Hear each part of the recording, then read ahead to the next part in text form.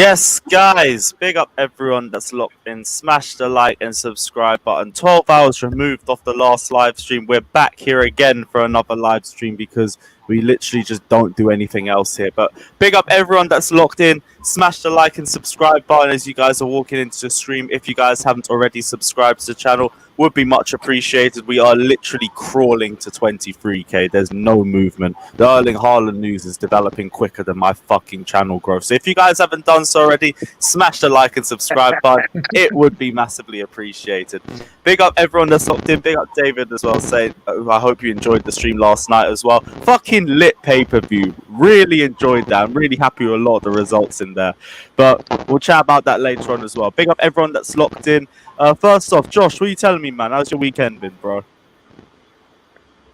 What's up, guys? Yeah, good weekend down here in the beautiful state of Florida. Lots of sunshine. Watched a little USA soccer yesterday. And I do say soccer because it was some USA soccer. But yeah, we got a good win against Canada.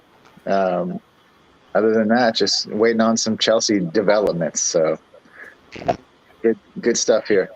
Yeah, don't hold your breath, bro. But big up yourself anyway. Winter Surfer, what are you telling me, my G? Oh, is it Dalek Andrew again?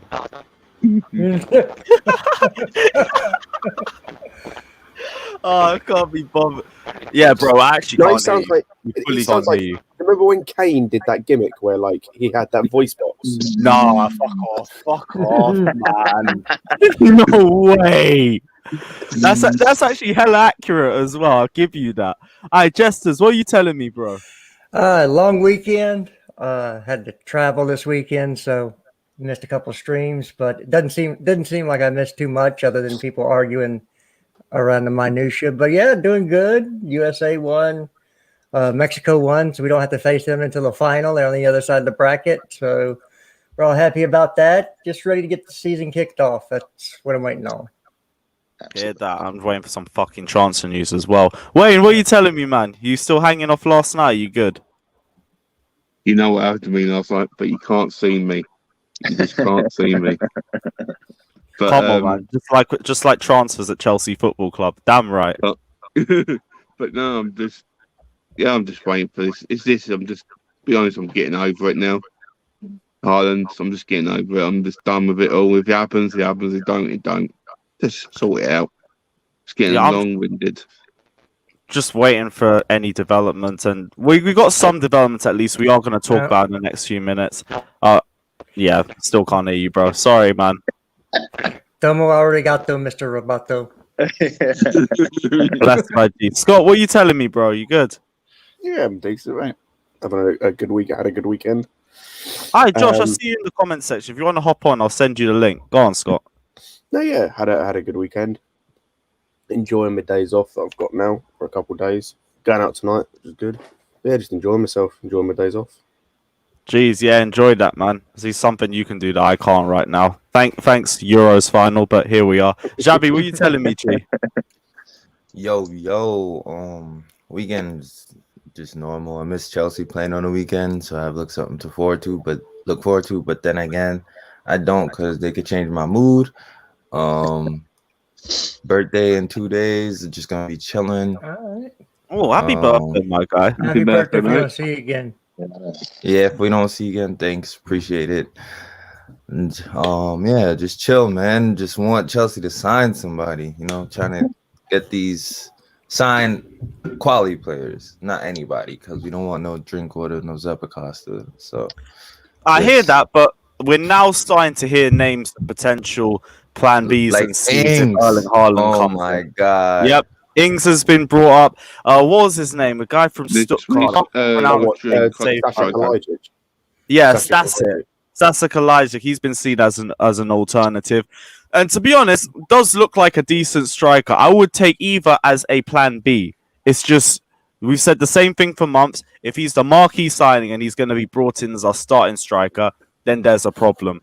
But you got to look at it from both aspects. Number one, I get it. If we go from Romelu Lukaku and Erling Haaland to Kolasinac and then to Danny Ings as well, there's a massive drop-off. And I get that. But you also look at it from the other point of view, And we've already got rid of Olivier Giroud, and we're likely to get rid of Tammy Abraham as well. We do need to get more strikers in regardless, whether they're marquee signings or whether they're signings to just improve the depth of the squad. We do need to get these transfers regardless. So I wouldn't necessarily be against us getting a Danny Ings or getting a Kolasinac, but you have to get the Erling Haaland in first. So I wouldn't necessarily be against it. Like, Danny Ings would be a great bit part option for us, as long as he's not a starting option, because he'll just get injured in about 2 or 3 months, probably drop another ACL injury. And Kolasinac looks like a great Giroud replacement. So personally, I'm not really against it. It's just sort out Erling Haaland first. I don't get why we're going to go for the bit part players first. We're not even sorting out the big transfer we've been trying to get through all year. Andrew has a fan blowing on him. I know, because your mic is still messed up. Yeah. Just shut it down, Andrew. You might need to update some drivers or something, man. No, Nah, it's all genuinely digital. Can't hear a word. No. Nothing. we heard that though. Oh, We can see your mouth. We can still read lips. Take the earphones off. Maybe that will help.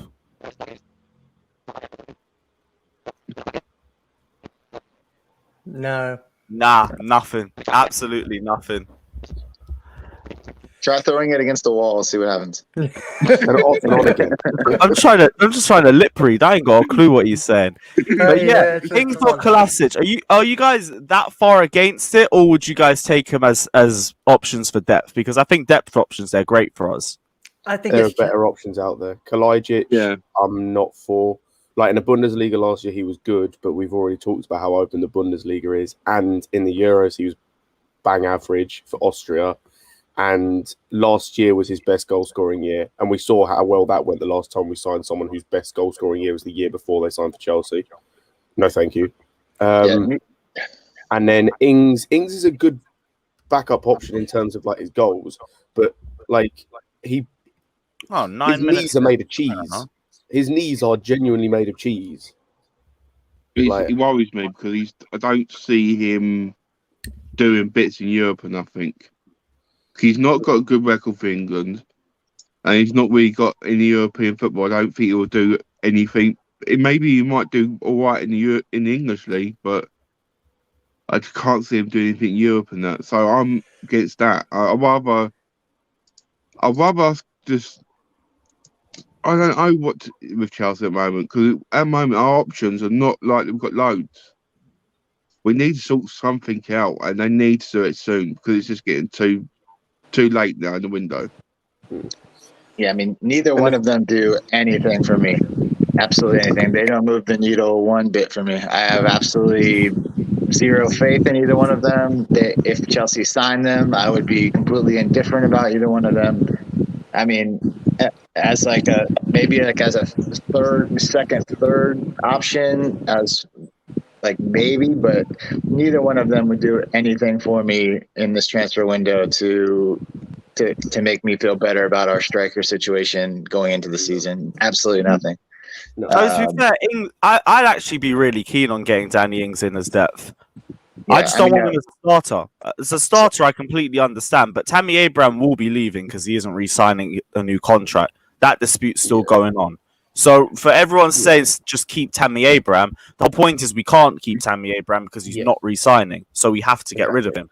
Giroud is already gone. So now we're down to one striker already, and we don't even really classify Timo Werner as a striker. We call him more as a hybrid. So we do need to get strikers in, even just for depth.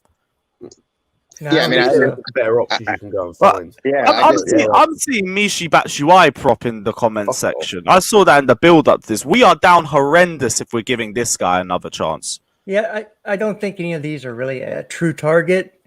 People have to understand is the two clubs are negotiating right now, okay? And that negotiation is being done through a moderator. But the way that the clubs negotiate to each other without seemingly negotiating with each other is they'll feed reports to reporters so that they put a certain story out so the price will go up or down, or say, hey, we're moving on, so maybe you get a better negotiating price, or you get something you want. It's just like the Varane thing. They wanted one last thing from Manchester United until they said, "Oh, Chelsea's now involved," and of course, then that's how you negotiate without negotiating. So you have to understand that it's all a game. We're going to put out, oh, we're going to look for this person. We're going to move on. You know, you heard the other side come out and say, oh, he bought a new house. That was a year ago. It's negotiating in public without negotiating directly with each other. That's Yeah, how it's but done. I don't think us being linked with these names signifies that we're moving on. I think if we were trying to push for Lukaku more, that would be more linked to what you were trying to say, in terms of us trying to negotiate without negotiating. I'd get that if that was the case, but I think this is just us looking for depth, and I get that we're at the least trying to sort out that too, but we also have to sort out our problems up front first. I don't think we'll sign but one striker this summer. And I'll be honest, I don't think we have a good shot at Lukaku, to be honest with you.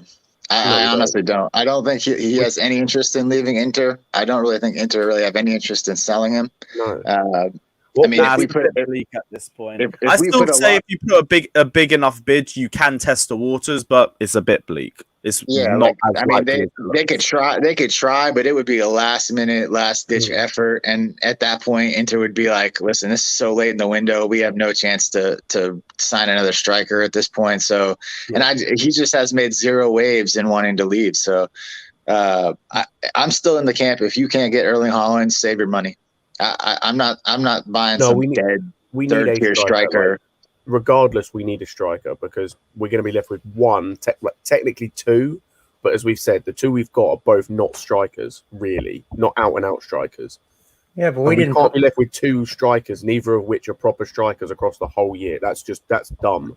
Because that's maybe old school thinking, though. We didn't play with really a striker last year so much, as in even if Tammy or Giroud wasn't on the field, we didn't really play with a striker.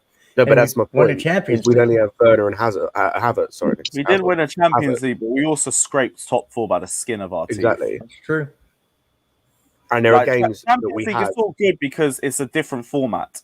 It's knockout, so you could just focus it more a game at a time.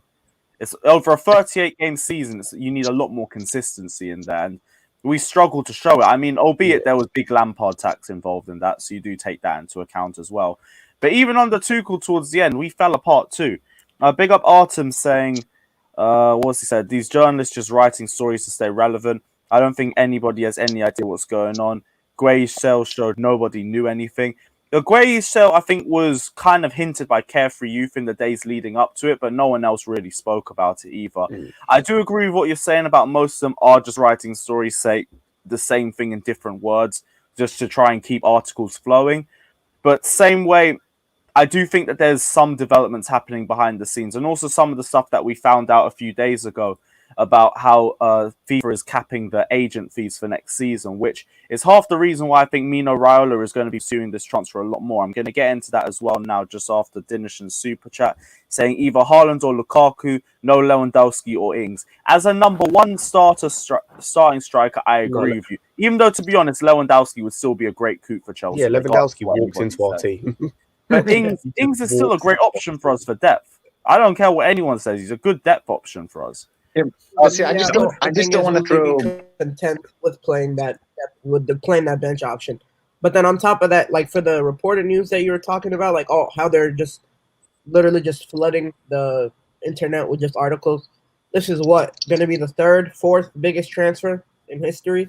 So it's not like this is going to be like something that could make or break some reporters' careers. So I'm not surprised that they're trying to get ahead of the wave or trying to, even if it is just fake news and they just hope it's real, you know, like they're just trying to make their career off of this stuff. And for the ones that are credible enough and that are doing it, that's why I'm fully baffled. I'm just like, why are you going to risk your credibility on something that you know is not for certain? So it's fully about just them trying to make a name for themselves, especially the small journalists trying to get into the game, really. Yeah, it's just clicks, and that's what newspaper articles need. And it's jarring because you go there and you read it and there's fuck all to talk about other than the same old shit you know from a week ago. But that's the game. We saw the same thing last year with Kai Havertz. Like months and months of articles saying the same thing. We're in progress. There's talks. there's developments, and that's it. Just the same old buzzwords that you hear over and over and over again. But you just gotta hope it at the very least leads to something. Because if it doesn't, then this has all been for fucking nothing. I just don't want to I just don't want to get into throwing bad money at a problem, you know? Like I understand we need a striker, but we don't need a striker. We need that striker in particular. Like we need that guy, Haaland. We don't need just a guy who can play striker, because like Jester said, we played without a real recognized striker most of last year, and we're probably at our best when Havertz was playing up top, mostly with as far as creating and getting goals. But like I don't think it makes any sense. Even a guy like Lewandowski, like, is he a great player? Yes, but for one, Bayern aren't going to sell him even if we throw 50 million at him, and then you're paying 50 million for a 32-year-old who we don't know how much longer he's got on those legs in the Premier League. And it just, while it'd be nice to say, yeah, Robert Lewandowski is our striker for this upcoming season, I don't think it makes much sense long term to throw that kind of money at that guy. And I don't think Bayern would really. I don't think 50 million would make them budge much on that kind of player. It's just, I don't know. It just feels like it would be bad money to throw at a problem when we know we need a particular guy. Like Chelsea need this particular striker is who we need.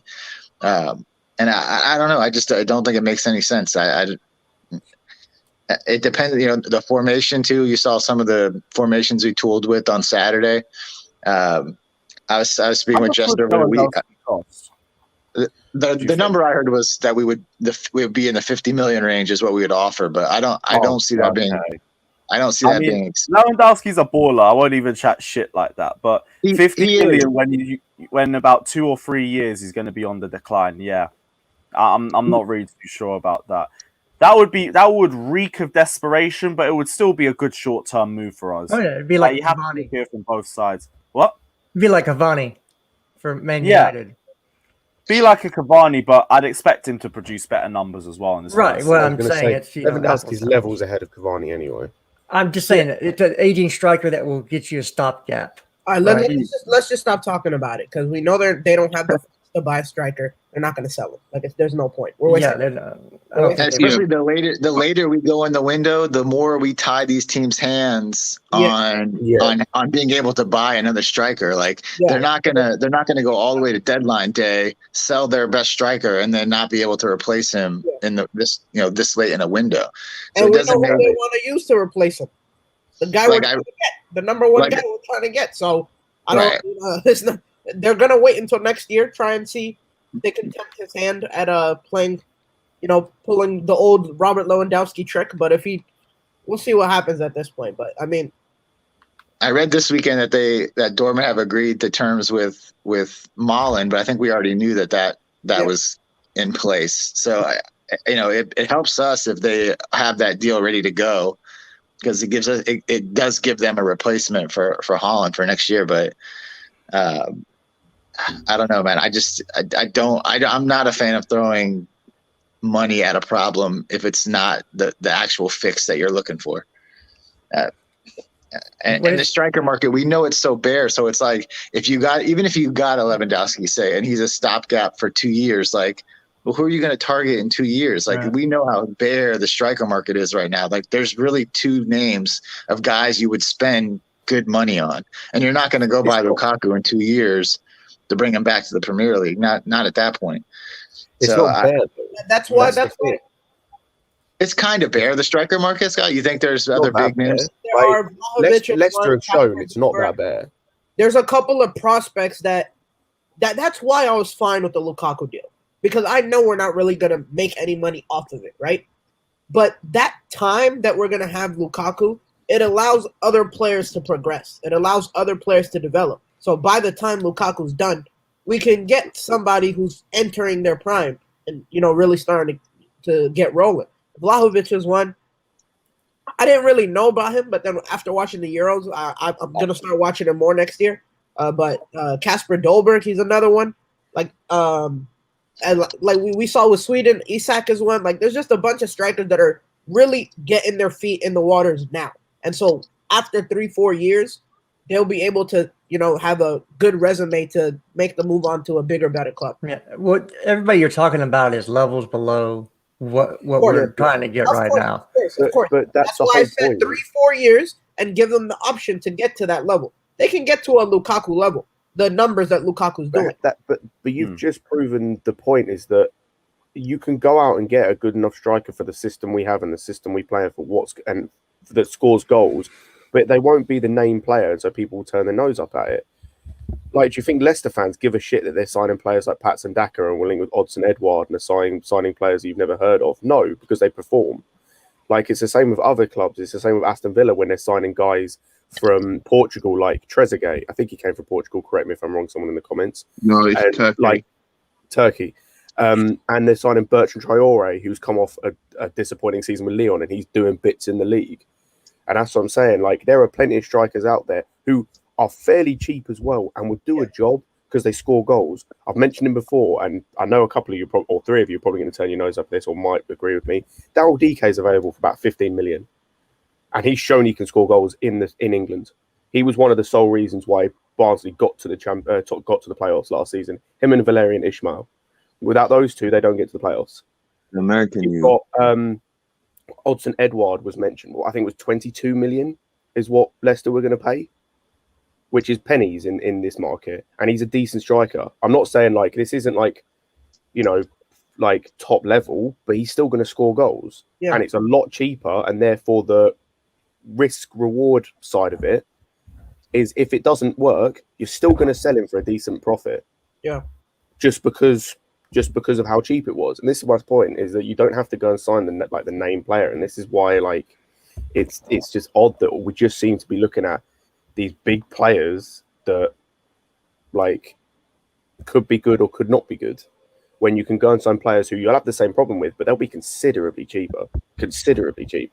Yeah, I agree. Again, I said it. It was a couple of days ago.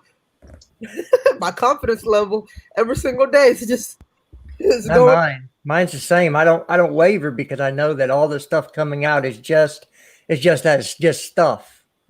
Okay, it's just negotiating tactics from the clubs. I don't believe any of it because I don't think we're going to sign a striker unless his name is Haaland or Lukaku. Other than that, I think we'll just go to other areas and try to get more attackers on the field. Maybe we'll switch formations because of that. Maybe we'll go get the center back this year because Koundé's out there still available. And if they accepted Davison Sanchez and £30 million for him, why not Kurt Zuma and £30 million? Kurt Zuma is better than Davison Sanchez. So yeah, I'll run with that. And so you could get Koundé right there, and you could look to strengthen your central midfielder and maybe your back position. So I think it's either or. I think it's the top level striker or other areas. I don't think it's going to be top level striker, and we're going to be able to put out the money to fill all these other needs. So be ready for an either or scenario. And I think that's what they said at the beginning. It's going to be, if they cannot get the striker they want, they will look to create more chances, right? Because i.e. create more chances, you're going to finish more of them because it's just a numbers game. So that's where the Hakimi deal came in. That's where you'd go back and start looking at Adama again. You'd look through the middle to shore up the middle of the pitch, so you have a confident backup. So like a Kamara or Chouamini, so you can go to a back four and play with one more attacker on the field. Maybe that provides you a little bit more goal scoring ability. I don't think we're going to be going for any B-plan strikers until an A-plan striker is signed. And if that happens, it's going to be Haaland and Lukaku. We won't go for another striker. Just be done. It's either the top or nothing on the striker, I believe. Like, but then what happens if we get rid of Tammy Abraham then? Are we just going to run with, let's say, Haaland, Werner, and Armando Broja for the season? Yeah, well, you got Havertz in there as well.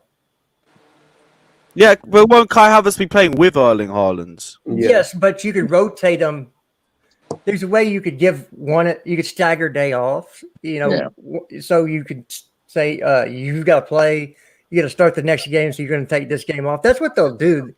You'll have a big enough squad, and if you're only playing 3 attackers in our main base formation, we stay the same formation. It's only 3 attacking positions.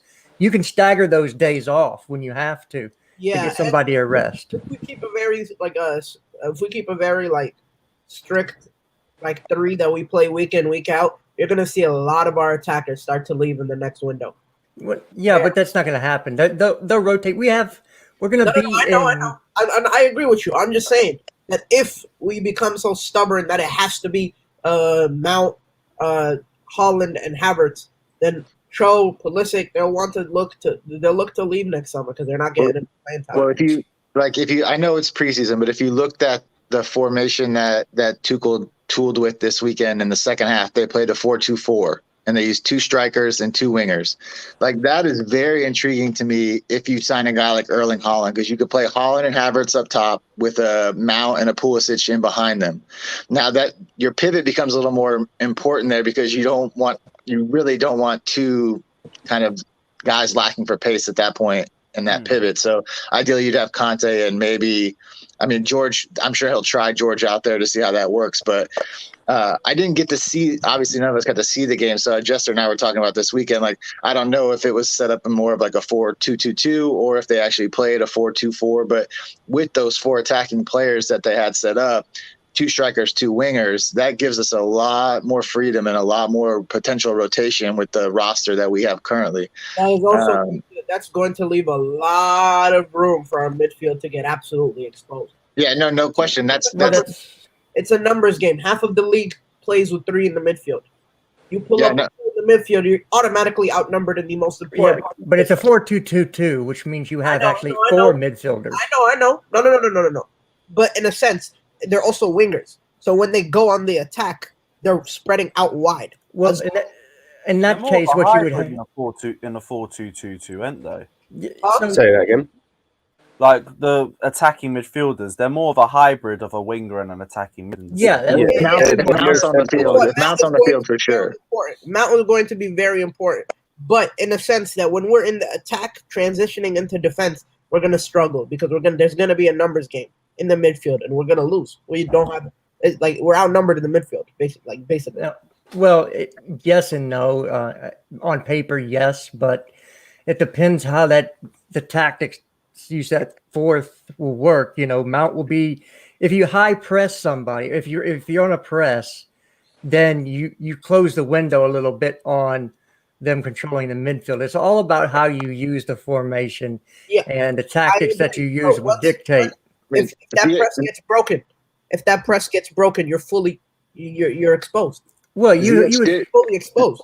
Ziyech did get a hat trick in that formation, by the way, in the second half alone. I'm not saying against Greg Ops. I'm just saying in that formation, which we played in the second half only, he was playing as the right winger and he did have a hat trick. So I'm saying we were obviously being very attacking in that formation. Yeah. I'm not worried. The competition is what it is. Obviously that's not going to be if you're playing a Man City or something like that. But I just liked with the current group of players we have, and if you did get a Haaland, that becomes a really sexy formation attacking wise for us. And we do have the back 4. Left wing, right? Left wing in the second half was. I presume what it would be tactically flexible. It'd be tactically flexible that one of the wings. No, Gallagher and Baker were in the pivot. No, it was Ruben. Ruben was the left wing. Sorry.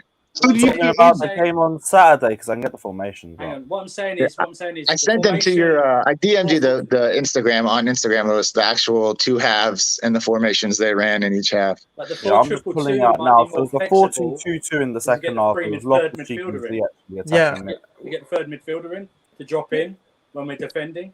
Yeah, he's not a natural winger like a Mount, like a Ruben Loftus-Cheek if he stays. Yeah, someone like that. Whether the right or left hand side would be a natural wide to change it to a 4-3-3, back to a 4-2-2-2, something like that, where it's more flexible, which maybe suits Mount more. It does, because he has done it last season. Then say Ruben. That's probably going to be. Then I don't think Kai's going to play the striker formation. I don't think Kai's going to play in that second striker role, because if you're dropping that third midfielder down, or if you're dropping that left winger down, you're going to want to have that left-sided striker being Werner so he can cut to the left. You know what's great, Dads? It's not our problem. Well, It's going to be our problem when we're complaining about it. That's that leads into Artem's. What are you doing? Exactly. That leads into Artem's super chat saying if we hit August the 1st with no signings, time to worry. So that is 11 days away. So we got 11 minutes to try and pull a transfer across the line. Go on, Wayne. What are you saying, my guy? I was going to say, look, because obviously you've all been going on, and I've tried to stop myself talking. So to be fair, you're talking about Lewandowski. Now you're saying it's a waste of time. It's not going to happen. But Chelsea's history, you're going from George Weah, going to Shevchenko, Samuel Eto'o, Falcao, Claudio Pizarro. I can go. They're the strikers we signed for they're overage, who have no time, and we signed them because they're name mark. And what surprised me one little bit that we forget the Lewandowski in that 50 million. I get what you're saying. I hear what you're saying, but I'd say the difference between Lewandowski and all of them is that Lewandowski is actually potentially with a shout of winning the Ballon d'Or this year. Not only that, if you look at those teams, you can see that they already had replacements coming in. When you look at Lewandowski, his replacement right now is Choupo-Moting. No, his replacement's Haaland. That's who his replacement is. I know, right now.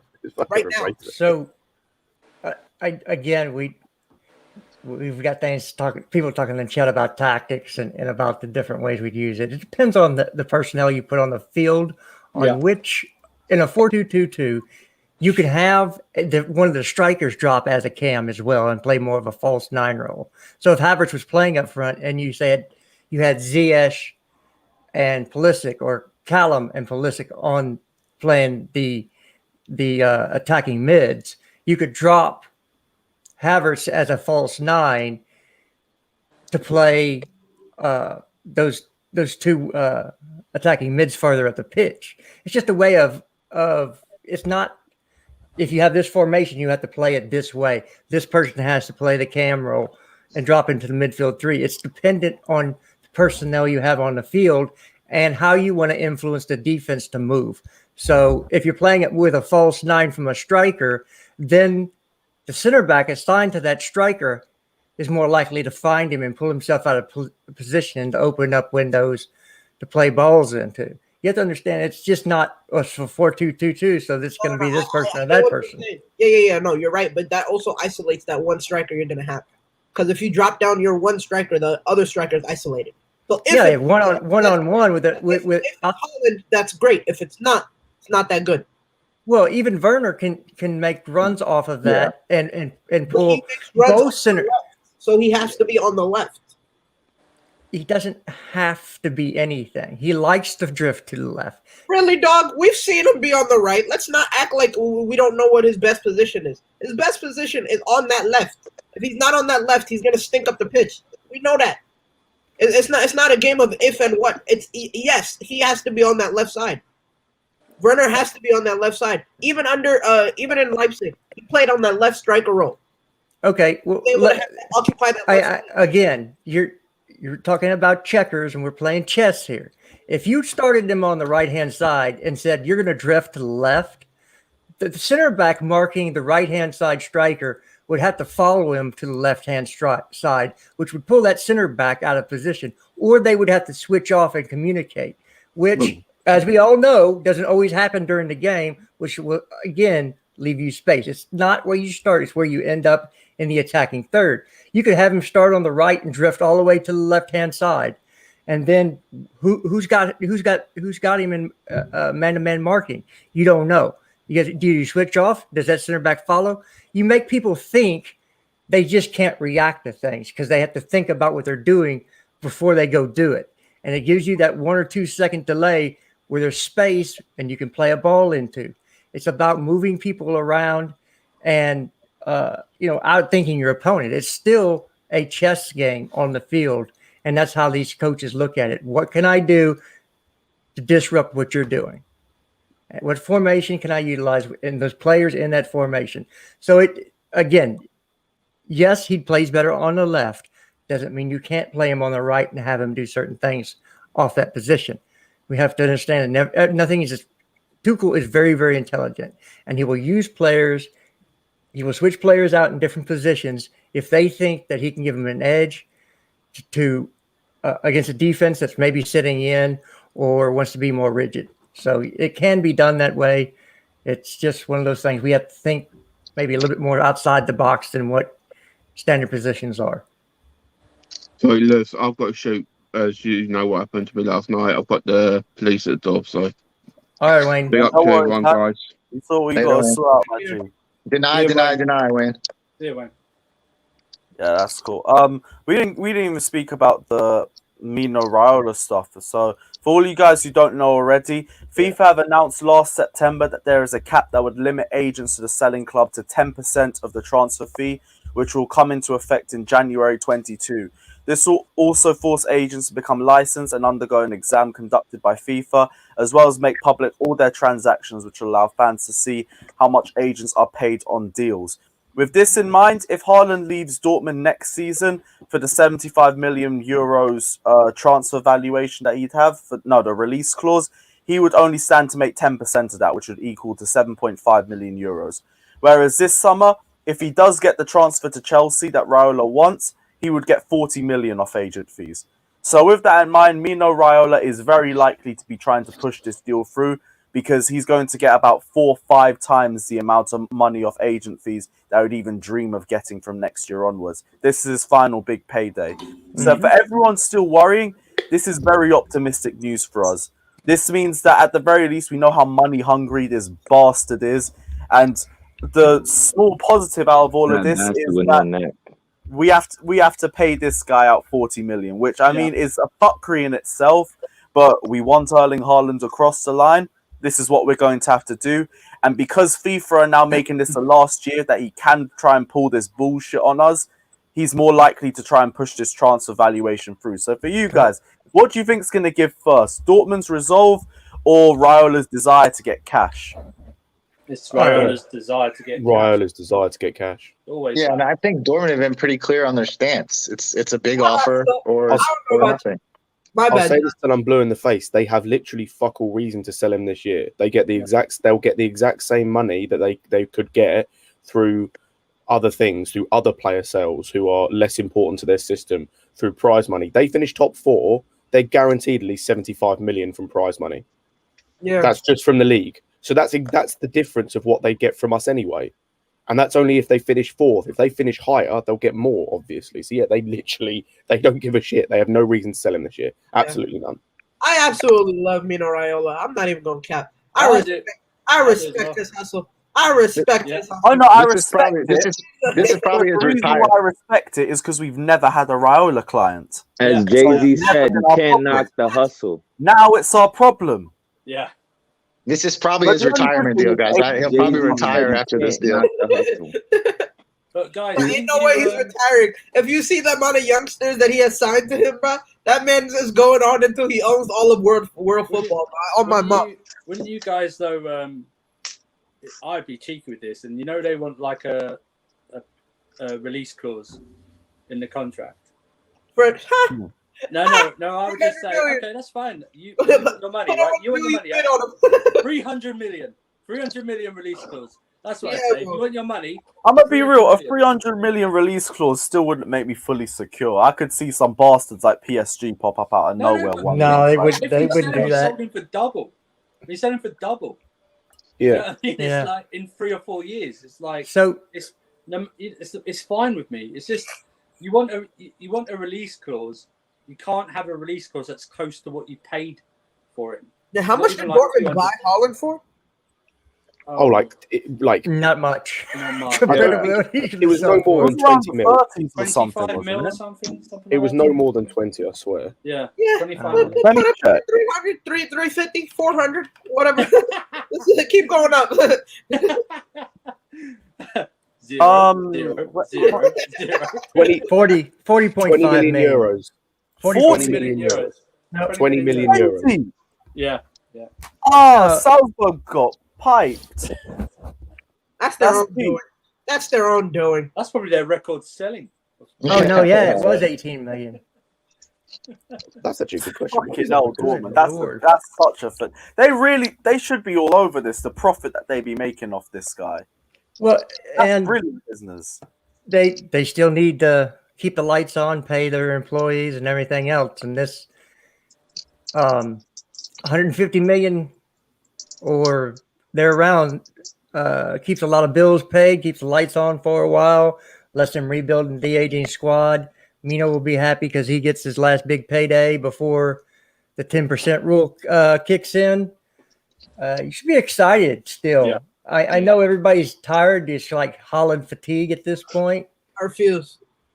But I'll get it. Just like y'all, when Declan Rice comes, y'all will get excited. When Haaland comes, I'll get excited. It's yeah, not, I wouldn't be excited if Declan not that Rice I don't came. want Haaland. It's not that I Yeah, don't sorry. want You said I excited just- for I'm not Basmati. going to hurt myself over this anymore. I'm not going to hurt myself over this anymore. Also, just on a point, you talked about the record sale of Leipzig. He's their joint 5th record sale. It's Haaland at 20 mil. 5th. Yeah, Oh, they really could have got more for him. I Say went to again? Daka, didn't they? First. They said Daka, Daka's first. The one to Leicester this season is their Yeah. top. Yeah. So Leicester Did they have Is this fake? Did they get a sell-on fee, Scott? What for Haaland? I don't know. That would be decent business if they get a sell-on fee for, especially for the price that he's going to go for. They'd get a good chunk of that. There's no way they did it. There's no way they did it. There's no way they didn't have a sell-on fee. No way. Yeah, there is a way. Dortment. No, They're very possible. negotiated. That would be absolutely dumb business. There's just no way. Especially what he was doing in where they play, Austria. Yes. Austria. Yeah, especially what the numbers that he was putting up. If you don't put on a sell-on fee, that's just terrible business. Same way how we put on a sell-on fee for Mark Gay. Again, you don't know what the handshake agreements were. If there could have been something in there. If this fee comes in, you have to let him go. You don't know because we don't know the ins and outs of the contract. So there could have been an agreement in place that because they had Patson Daka lined up, so they had their guy lined up, and you don't know how much money they needed at that point. If that 18 million pounds let them continue, kept them in the green instead of going into the red. Sometimes you have to do those things because of business. You have to keep the business afloat, or it doesn't really matter. Mm. There we go. All right, cool. Let me see what if you guys say in the comment section as well before we move on from the Erling Haaland news. Saying, what's this one? There can never be a cap for agent fee in laws. Really? Really? Who said that? Based on what? Yeah, like that's just a sentence. You got any proof behind that? You can't knock the hustle. The agents have to register to FIFA, don't they? I believe, right? Yeah, because this is a FIFA ruling, FIFA law, and FIFA have their own laws. They can't practice without Like the Court of Arbitration for Sport and everything. So they can't practice without a FIFA license, I think. So Yep. They yeah, can't maybe represent we're talking about a different sort of agency, but football agency is different. Yeah, I think they're claiming it probably runs up against the EU law, but if FIFA's a worldwide organization, then that's a way around it because FIFA didn't ban it; they just reduced it. That's all they did. They Yeah. didn't ban it, Man, they I'm just saying this reduced on FIFA's official website. How are you going to sit here and say it's fake news? it. I know, yeah. It was reported last night. Come on, man. I think there's just a general distrust within the fan base now because the news has been so repetitive over the last few But that's weeks. not even transfer news. That's just FIFA agent news. No, but I think Nobody that's believes nobody. everything. But bro, this is on the website. It's not even news. It's like a dilemma or like a possibility. It's Like not- It's an amendment. like it's a new law. it's not news. It's an amendment. That's what it is. Yes, It's a new I law, don't know what you're on just about. like they do every year. Every year they put out new laws on different things. Hopefully, one of them is how to correctly call handball and fouls. Yeah. For those of you that want to watch actual football being played instead of the referee blowing the whistle, look at the Gold Cup and the amount of ticky-tack fouls that are allowed to go to keep the game in flow. A lot of fouls that in Copa America too. I just think that the referee's whistle is being blown way too much. So maybe they'll use that opportunity to review some of the, oh, somebody touched me, I got to fall down again. To be fair, apparently they're Grealish. trying to change a lot of things. You hear the rumours coming out that they're trying to change the way football's being played. Something about 30 2 minutes a halves, half 30 or minutes. something. Yeah, like throw-ins being taken with your feet and bullshit. Yeah. Like, Oh fuck no! Oh fuck no! Oh my it god! sounds horrendous. Like, Yeah, I can find it. It's two I know 30-minute them halves, with but the play clock stops every time the ball goes out of bounds. Yeah, So, and isn't it like This is the type of unlimited shit- substitutions You as well? lot were worried Yeah, about yeah. the Super League. You lot were worried about the Super League ruining football. This is the type of shit that's really ruined. That's what I mean. People go. It wasn't. Listen, UEFA FIFA weren't against the Super League. They were against them getting the money and getting their ideas first. That's all it was. That's all it was. It's about who got the money. Hey, whack. They implement now. They'll implement all the changes Also- they like, and it's just ridiculous. Also, the thing with the throw-in thing, that just means that you can have corner. It's just a corner all over Yeah. the fucking Yeah, pitch. a set piece. All over the Yeah, it's a fucking free kick. pitch, or a It's a free free kick. kick. It's literally free kicks off the pitch. now, isn't it? now you gotta defend, like work out set pieces from Yeah. like freaking throw-ins. Exactly. Yeah. Exactly. There's no. I think they look at a lot of stuff and maybe because They're there's just bored, man. So I mean, some of there are that very- stuff gets leaked. there are very I don't few think that's things gonna happen. there are very few things that I think are actually like broken with the sport. Those aren't any of them. Let's focus on the stuff that's working in football and try and change that. But let's leave the stuff that's broken in football. like Let it correcting roll. VAR Yeah, stuff and let making it sure you roll. get it right. Or They other should worry players about stuff, replacing those refs in the English league because they're just terrible. Yeah, like, Like UEFA Not can't the do that. Euro. The thing is with the VAR thing, VAR is fine. Like VAR works. It's the people that use it that are fucked. Yeah. Because And like the English ref. basically, most other countries, there is a few exceptions. I know in either France or Italy, it's still quite bad. I think it's France. It's still quite bad as well. But in most other countries, it's fine. It's just literally England is like one of the worst because our referees are useless, and that's down to the FA. That's not UEFA. Or So, FIFA, that's the FA. Again, even if you don't like the football, watch a Gold Cup game and watch how fast decisions are being made. If it's close or not, it doesn't take 10, 15 minutes to get a decision to come down from VAR. It happens almost instantaneously. If they need to go over to the monitor, they're called over. They take a couple looks and it's done. Even with player injuries, there was a guy that got carded for not leaving the field when he was injured, because they make you, if it's going to be a long thing, they make you get on a stretcher and get off the field so the game can continue. As it should be. That guy got carded for not getting on a stretcher when the referee told him to get on the stretcher. Yeah. So they're trying to speed the game up that way, and so there's things you can do to speed up the game. You could have better refereeing. You could have a more instantaneous VAR decision. We don't have to draw. I mean, the offsides they use, there's no lines being drawn. They can look at and make, if you can't see with your naked eye, it's not offside. Half the time I'm when they sorry. draw the lines, they don't get it right anyway. To be honest, that's how it should be. If you can't see it with your naked eye, it's not offside. I don't care. It's just that means you're not gaining an advantage if you can't visually see it.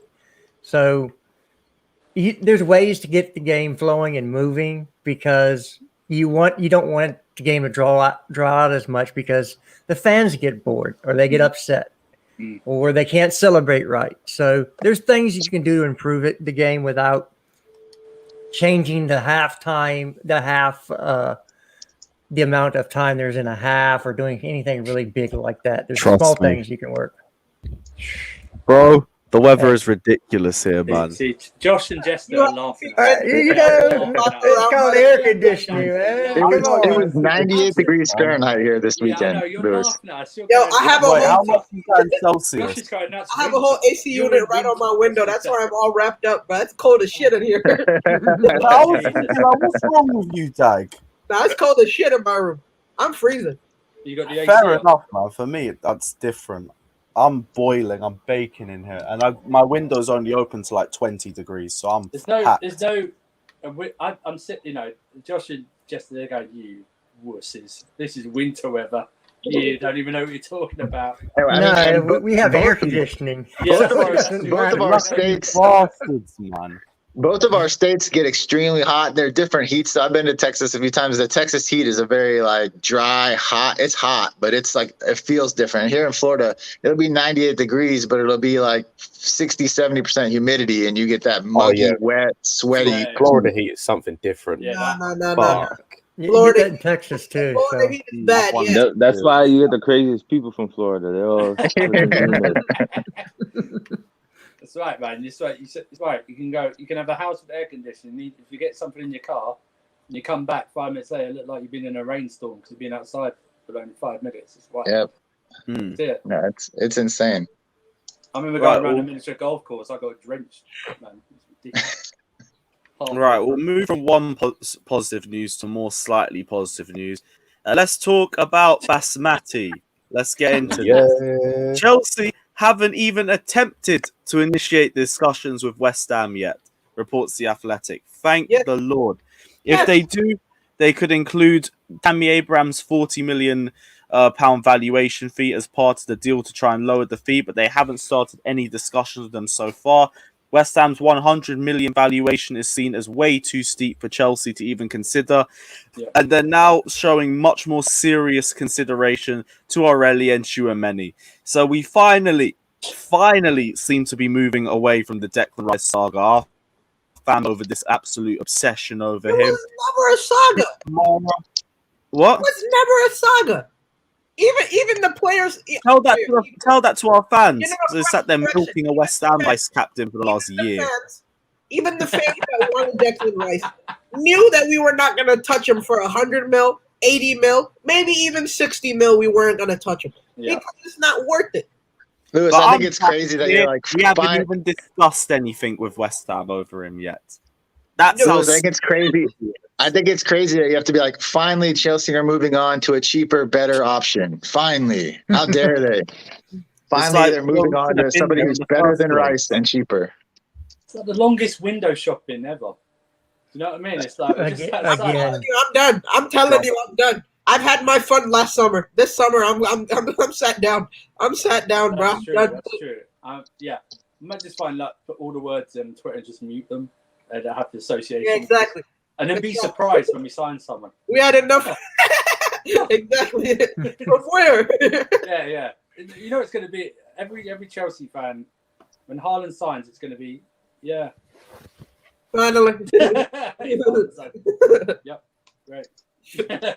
I'm just happy to hear that we finally got rid of all of this bullshit saga and we can get rid of it. My only question is, Tchouaméni or Kamara, which one do you think is going to be the better fit for us? Personally, I would rather go for Boubacar Kamara. He's a more defensive option for us. Tchouaméni is a bit more versatile, but he's also a bit more of a presser. Tchouaméni. And that's where Kamara comes in. I think Tchouaméni has I think right now the more ready to go as a holding mid would be Kamara. As far as that upside, it would be Tchouaméni. I think because he can play all a 6 and 8 or a 10. So I think he has a higher ceiling than Kamara probably. And that's, we've had links with Tchouaméni since before the season ended. Yeah. Before the transfer window opened. He comes highly rated from Cesc Fabregas and Petr Cech. And if Fabregas says somebody's good in the midfield and can create, I tend to believe the man. Yeah. I hear that. Based off the rumors of us having talks with Tchouaméni's agents, I think last week or the week before.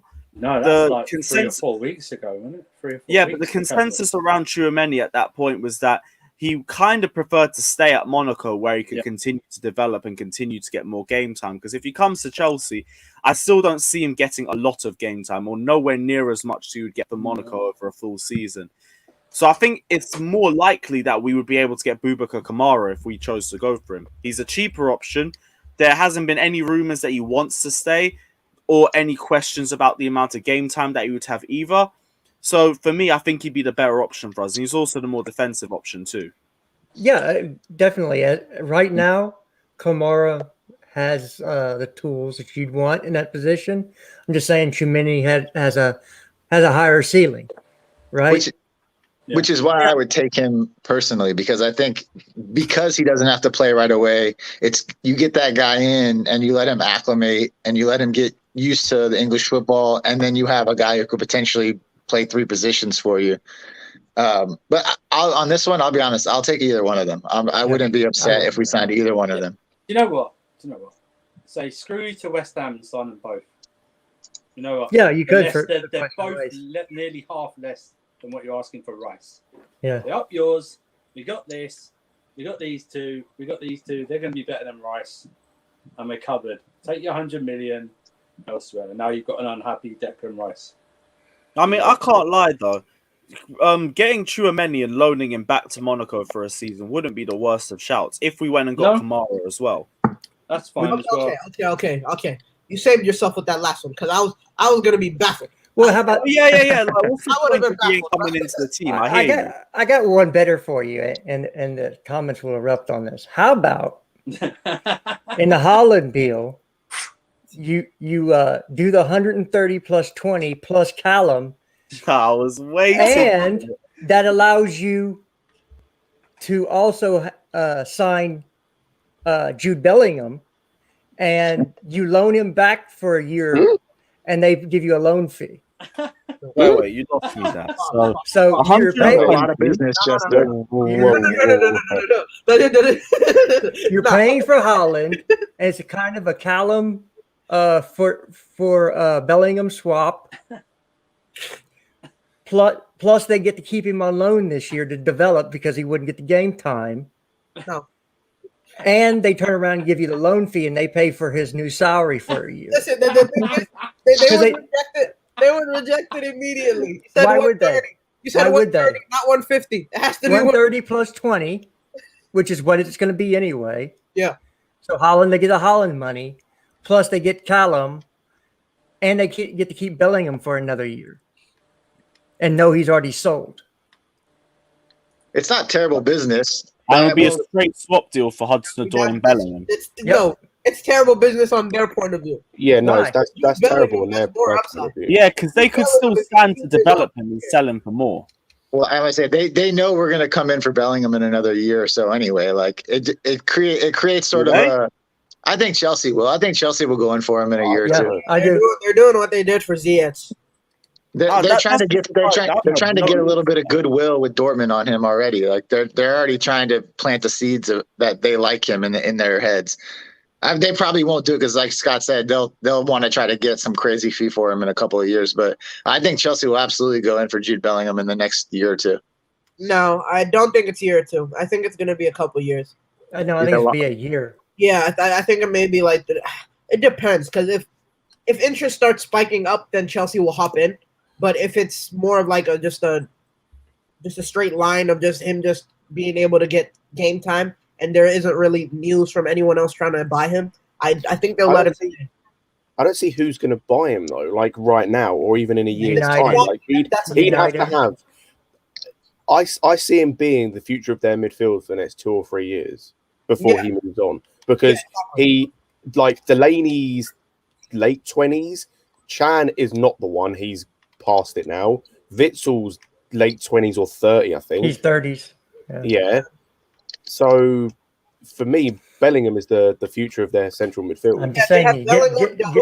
Hey, Jude, don't be afraid. Who's kind of meh anyway. So I know, but I'm saying like he's their type of player. And then they also have what's his name, Julian Brandt. He's not a central midfielder. That's what I'm saying. Like of the central but I'm saying midfield role. I'm just talking about that they have players to replace the old players that they already have. But for Bellingham, it's all about, again, he's only 18 now, 17, 18. Leave He's gonna get his money. I don't think he's gonna get his big money move until like 21.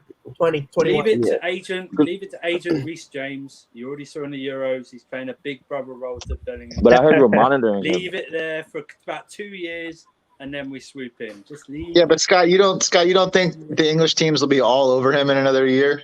Oh yeah, they will. I don't see the point. Like, I know I see a few of them, like, but I don't see why we'd need him.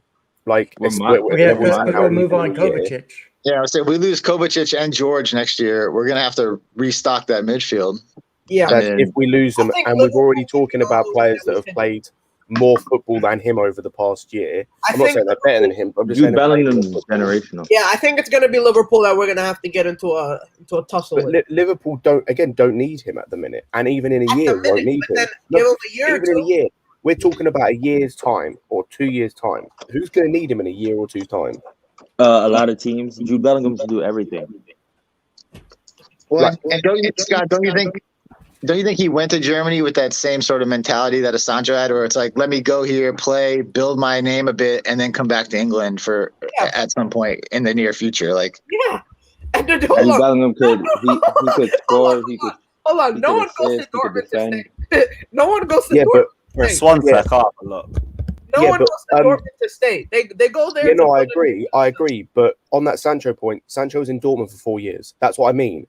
Bellingham's going to be in this Dortmund midfield for 3-4 years, like, before he moves. Because again, like, there'll be teams interested, but I'm thinking teams like a Leicester or an Aston Villa or like a Tottenham who won't pay the sort of money that he's worth. Of the teams that are going to pay the sort of money that he is worth, that time, they don't need him. Violation. That one there is a violation. Yo, yep. But Chris, safe for that, my guy. But I heard we were monitoring him though. We've been monitoring him for a while. Also, I agree with what someone in the chat's put, is he needs more years at Dortmund. Getting him in a year's time is a waste of time, because unless he's playing every game, and unless he is that, like, generational, I know that's talked about a lot, but like a Haaland or an Ansu Fati or even like a Pedri level, where the level of talent they're showing at this young age is amazing, then signing him in a year's time is a waste of time, because there's going to be not that much level of growth from where he's at now. You better wait. So what if next year he has like a breakout season where he's? But that's what I just said. Unless he has that Haaland, Ansu Fati, it's going to be no, because it's going to be like Vlahovic. Vlahovic had a breakout season, but they're waiting another year to see if he'll do it. No, but the thing is, like, the position he plays, he's young, dog. It's that. Listen. The position he plays is hard. It's gonna be. You have to have like an analytical brain to really be like, wow, like, this kid is amazing, and you have to be tuned into Dortmund. Like, it's not as highly watched, but guys probably do. So when he's playing that defensive midfield role or like that box to box, there's certain things that you have to really look out for. You know what I mean? Is he blocking spaces? Like, he's a box to box midfielder. So, it may not be a standoutish, but the kid's really good. I don't disagree. Like, I feel like he should get more years at Dortmund. I don't disagree with your point, but like, I would take him at Chelsea too, because he brings something that we don't have a lot of. For sure, we would take him too. But again, it's all about you have to prove yourself, right? For multiple years, not just a one season wonder. I feel like I don't get guessed about Tammy, because all we've seen is one season of play from him, of goals. And like, that's why I don't get That's why I don't get gassed about Tammy, because I've seen I'm not gassed with Tammy. I've seen one good season of goals. Yeah, he had some good season in the Championship. That's fair enough. Swansea didn't do it, and last season was a top goal scorer for the last 3 years. Well, last season was against Josh. Daniel. Last season was against Luton. Have you seen the level of teams he was scoring against? Like, yeah, that's why I'm not getting gassed, because it was a bit fugazi in 1920, because most of the goals came in the first 3 months. Exactly. Yeah, it's a bit with him too. Anyway, it's just how low the bar's fallen for us in the last few years with our strikers. Which is why we'll take anybody that can just put the ball in the back of the net. Anyone can shoot. Giroud's already left. Tammy is basically on his way out unless he signs a contract. We're going to have potentially either Erling Haaland and Danny Ings as our front two, which is fine by me. Danny Ings is good depth. Erling Haaland is Erling Haaland. we can run with that. And we've got Kai Havertz and Timo Werner for depth as well. Yeah, I've got more real people quick, right? in. To all the peoples in the chat, to all my peoples, right? If you think Tammy Abraham is a good striker, just wait until we get a capable striker in, and you'll see what a good striker can do. So please, just patience, please. Do you know what? You don't even have to even go back that far. Just go back to Diego Costa. Just 4 years ago. Like, Just 4 years ago. Just go back 4 years ago. A striker that knows how to stay on his feet. Yeah. That's it. The bare minimum. That's it. A striker who makes who puts fear in defenders. Yeah, bro. Yeah, that who snarls at them. Who's a rat bastard, and he was ours. That's what we. Yeah. Just think about that. Yeah. But he's our rat. He's our rat That's what I mean, bastard. Right? He's our rat bastard. Ours. Yeah. He's out. Yeah. As much That's as what you Kante saw is for nice and season. kind. So I'm going to throw a the little. opposite. I'm gonna throw a little propaganda out there myself. We talked about some similar things on who would be staying at the club out of the people who are being looked at right now in these first couple preseason games on the Worldwide Chelsea podcast. Go check it out. It should be out today. Mm-hmm. We taped it yesterday, but of the positions we're looking at, central midfielder, right siding attack, wing back, right back. Yeah. So we've got Sterling, Ruben Loftus-Cheek, and Conor Gallagher. Yeah. Looks like pretty much of those three, which one of them is staying with the club? Conor Gallagher. Ruben Loftus-Cheek. You'll probably be Ruben. Oh, Sterling. the man failed to consistently play in that Fulham team. Now that was Yeah, Why he does was he still still have coming off buzz? the Achilles tear. Why does he still have buzz? He was still coming off the Achilles tear. yeah, I think it's going to be Sterling. I know Do you're some saying. Sterling. I don't know. If we don't sign a midfielder, it's going to be Conor Gallagher. Remember, it was in 19 they did the Achilles, both him and Cho. No, but Conor Gallagher can still either be loaned or sold. Crystal Yeah, Palace- they want to know him. Also, of all Conor those Gallagher three, is the closest player that everyone that we've been linked with, everyone that we've been, that we have in our academy. Conor Gallagher is the closest that we have to a Mason Mount, sort of player, right? And how many times during the season did we ask for Mason Mount to be given some time to be given some rest, not to be benched, but to be given some rest, right? Yeah. Conor Gallagher, as playing as that Mason Mount backup, we don't have we haven't been linked to anyone like that. We haven't been. We don't have anyone else like that in our. He was overused. He was overused too much. Exactly, he was overused. So having Gallagher in our system will allow Mason Mount to fully flourish because he'll have fresh legs.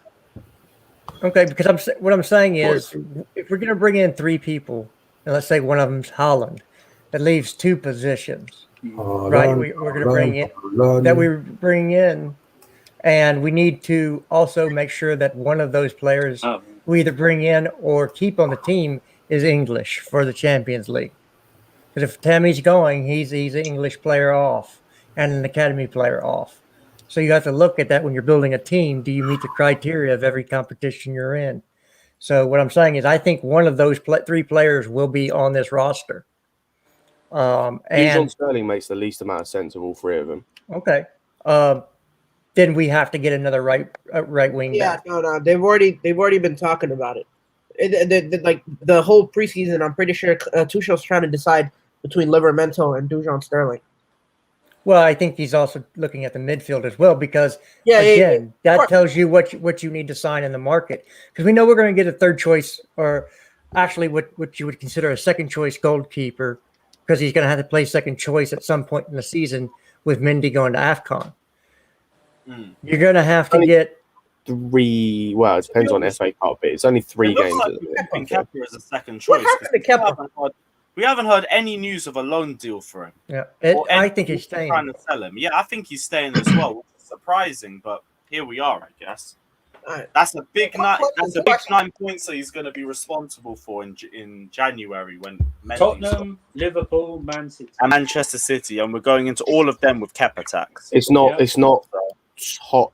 No, It's not Liverpool. Liverpool's the first game of the January, isn't it?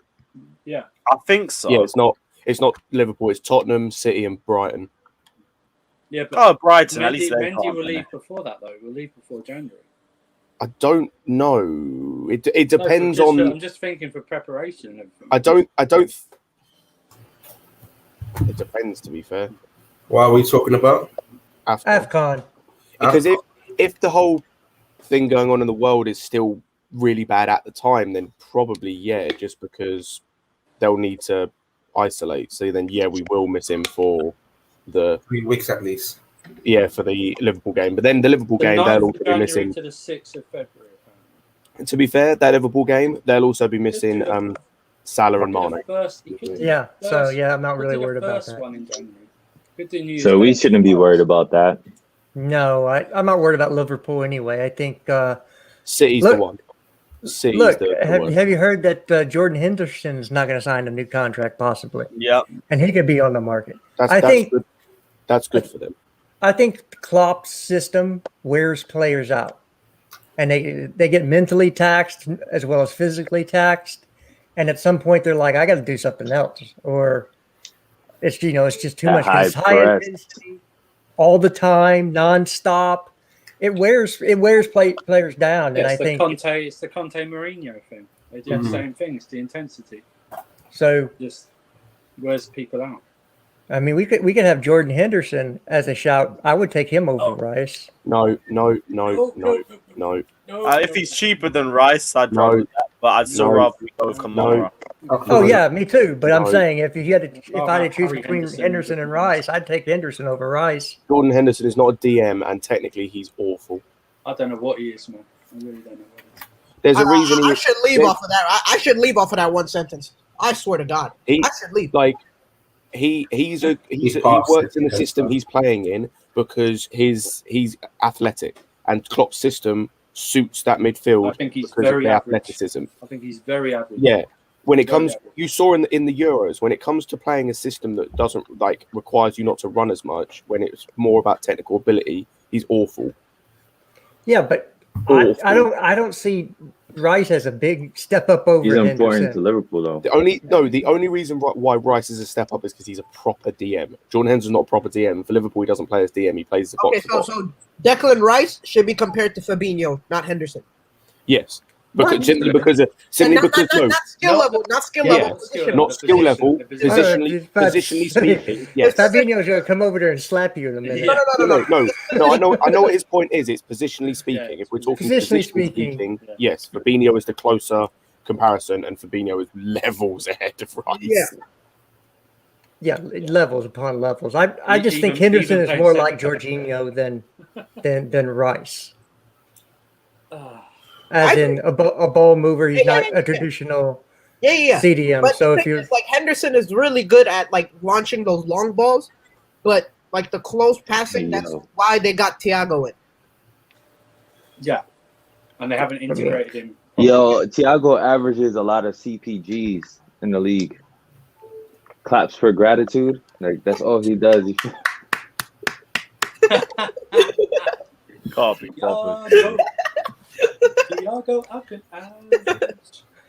Big up the thumbs up merchant himself. What other stuff was there from? Yeah, there was a Hudson-Odoi and Coman swap deal. There's no fucking chance that shit's happening. No, I'm one of them, man, that's got one injury away from being 100. Johnny's not here. Johnny's not here. To be fair, if we're talking just ability levels, I'd take that because Coman's wavy, but like Ings, his knees are made of cheese, and one bad injury and he's done. He's done. I don't want this guy at my club. Dog, he literally played one game for France and he got injured. Yeah, that's what I'm saying. If we're talking ability, he's ahead. I'm not having someone with paper mache. You want to talk about Pulisic being injury prone?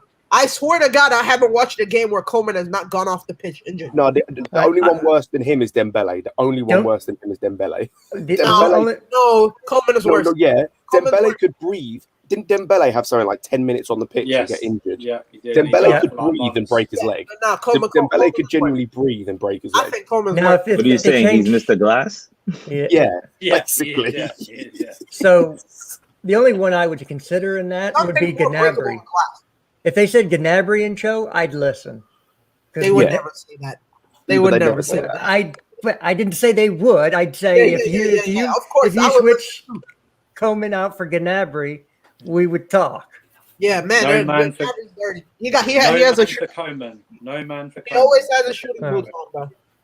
No man for Coman, please. No man for Coman. Yeah, I'm good, man. Then Yeah. all you guys say in the comments, do you want them as well? Nope. I'm seeing Let me tell Helen. you something. If Thank Bayern the Munich Lord. offer you a player, don't take him. There's a reason Bayern- for it. They There's keep a their reason best they're offering you a assets. player. Yeah, don't do it. Yeah, There's only a few players I would take off Munich. but just if they offer you a player, Yeah, no. run. You run. No, Gnabry is still probably got more at this point than Callum does. So Oh, you would definitely. There's no question. Yeah, you would they're make worth you money, would make yeah, that yeah. deal. The only other person I would take out of there would actually two. I would take Alphonso Davies and Kimmich. Yeah. And Other than- Goretzka. No, I'd take yeah, Goretzka maybe- as well. Maybe Goretzka too. I'll take Goretzka over Alphonso Davies. No, I'd take any three of them, to be fair. Davies, to be fair, on that left side. Oh, my God. He got pace. Alphonso Davies would be a baller, but he ain't leaving. No. Yeah. Like, Offer them Bayern Alonso keep and their best Henderson. assets. They sell anyone that isn't going to work for them long term. If they're You going to don't work know. for them long That's term, we proper don't get Chelsea. Deadwood. Yeah, you want to talk about a proper Conte replacement? You go and get Goretzka. That is proper Chelsea. Oh, Goretzka, man. That's one in a million. Man's on them. He Bars. reminds me of Man United Suchek, are but trying to better. get him this year, though. He's a What was better that? version of That's Suchek. probably his agent. That's probably his agent. I know he's trying to He's get a out new of he contract. hasn't signed a new contract. He's out of Suchek contract. is so Yeah, I think important he's for trying West to Ham. get that new contract. Yeah, That's why the news are coming out. I think Goretzka's a better version of him too. He's more complete. Who's that? Completing who? I said Goretzka's a better version of Suchek to me. Oh, Goretzka's top 5 in his position. yeah. So Yeah, Yeah. yeah, box to box. Yeah, Goretzka. yeah. Yeah, I agree with that. Big up Daniel as well, saying nice to see Chelsea fans from the US getting involved. Big up to you guys. Of course, man. Yes, sir. All Big up to inclusive. you. thank you. Also happy with this timing's perfect as well because this suits you guys to a T. I love it. But yeah, That's why always Bayern happy. People of any country can Yeah, jump on. this- You're ready. I this don't give time. a shit. why, As long as you're connected that's to why your Bayern Eleven. wanted to go to Liverpool. They saw something that we didn't know. What was that, Fata? I said that's why Bayern saw Thiago to Liverpool. That's why they saw something that we did not. Yeah. Well, what they see? They couldn't see anything from that bald head. That fraudulent shine he gets off that bald head. It's just because they didn't see him on the pitch. They weren't doing anything. Outshine him, and they saw Yo, they had fellas, I'm off. Peace Yeah, out. Larry. Enjoy your day. See, Larry. Yeah, Thiago is. I think he's finished at the top level. He's had one too many injuries, and after a while, you lose that one step that makes you great. It's the end To be of. honest, I feel like he could adapt and get a bit better. Yeah. The thing But is, he he he's just doesn't needs, really play as far forward. He plays a lot deeper, so he doesn't need to have as many touches. Klopp's yeah, not he's a flexible quality enough. player. He needs Fabinho or a player like that next to him. Oh yeah, Like, What? can't work Thiago? without that. Because he had that at Thiago. Bayern, he had Kimmich next to him, or Goretzka, and that they did all the legwork for him. right. Yeah, he's He's a great player, but he doesn't. The problem is in that system, as I mentioned, in Klopp's system, the midfield especially, like you saw it. But their best midfield was Wijnaldum, Henderson, and Fabinho. And Fabinho did all the defensive work, and the other two just ran. Yeah. Yeah. Relay That's what it is. Their system was designed for intensity and running. That's why Henderson's been so good in it. because it requires no technical skill. Exactly. Like Wijnaldum's a technical player, don't get me wrong, but his best attribute is like his stamina and his running and his intensity. Yeah, and that's why you've had players like Mo Salah who have been able to thrive just making specific runs all the time and getting into certain Exactly. positions. and it just feeds him into him. It's a system game at Liverpool. Their That's why it's midfield has thriving no. so long, but now it's been. You want to talk about crossing Their and midfield has Salah? no You want creativity. to talk about crossing and Salah? Liverpool are the please, bro. definition of that. No, it's a good point because they've got no creativity in their midfield, so they have to get creativity elsewhere, which is where the fullbacks come from. Yeah, Craig as well. Correct. Yeah, it's one of the things, and it makes a big difference. You know, everybody's going to want that last big payday, so they're going to want to move on their players to get that one last chunk of change. And you know, Mino likes to eat. Man's got to eat, so he'll be pushing for Haaland to make that move as well. I respect that man's hustle. I respect that man's hustle. He's given up over £30 million. Of course, he's going to do that. Can you imagine telling him, "Hey, you should sign over there"? You know, they said pimping ain't easy. 30 backs. Oh, Mino, We have a free run. We have a free run, so you might as well go for it this year. Yeah. It's 30 million to point his finger. That's Pimping it. ain't That's easy. it. That's it. But it's also about so we have a free run. We should go and take this chance while it's there. So let's go and take the chance. Do it now. Oh, bro, I've already put the link in here. So if any of you guys want to hop in, we'll be here for about another 20 minutes or so, and then I'll probably wrap up the stream. What other news was there? Wayne Hennessy and Marcus Bettinelli being considered to replace Caballero as first choice goalkeeper. Yeah, Hennessy. Bettinelli. Yeah, I think Fulham. No, he plays for Middlesbrough now. I think Fulham let him go. These fuckers let him go, and you. No. Would he be again? Would he be an English player? Just promote someone. Just promote someone from the youth team. Cummings was played on the weekend. Just promote him to Just third. fucking. Well, that's why they're playing him to see what's there. Just promote one He's of first. those. I don't want one of these fucking dead Your keepers. third goalkeeper should be someone from the youth team, man. It should be someone. Again, but they're going to be promoted to second team for 6 weeks. So you have to keep that in mind. Is your third goalkeeper this year is going to be second string at some point this year. Yeah, that's fine. I prefer that than going and signing like some Fulham reject. Well, that he couldn't do it at Fulham, and so what? Bro, or going and sign fucking Hennessy. Like, this is my point. Is like, I thought he was Hennessy is a few days ago. If those are the options that I've got as like a third choice keeper, just promote someone from the youth team. They're gonna learn more. Number one, like they're not gonna cost us anything because I'm fairly sure Bettinelli's still at Middlesbrough. I will just check. Like, obviously Hennessy isn't, but the guy's a racist, so I'm calm, or whatever it is, a Nazi. No, he didn't understand. No, he didn't know what they were doing. Yeah. Oh, okay. Yeah. Somebody's going to clip me up on this. How does Burnley not have an all-white kit? They're probably their away kit or something. I'm not sure. They come around looking like a beta. Trying to get as much color into their team as they can, fam. They gotta I can't be bothered. The only colour is Sean Dyche's ginger hair, man. That's the only colour. Fuck's sake. But don't get Wayne Hennessy out, pal. The brain dead comments would just be ridiculous. Yep, he fits Chelsea, don't he? Proper fucking Chelsea. If we sign him, that'd be the first question. That'd be the first question. If we'd sign him, that misunderstanding would be the first question. Would be the first 5. Yeah, they'd be like, "Do you know what the Nazis are now, mate?" Yeah, I think I do. Bro, we just get tarnished with that brush the whole bloody season. That's what I mean. Like the whole season, we'd just be getting, "Oh, you're a bunch of," you know what? Yeah. The whole season. See, Chelsea.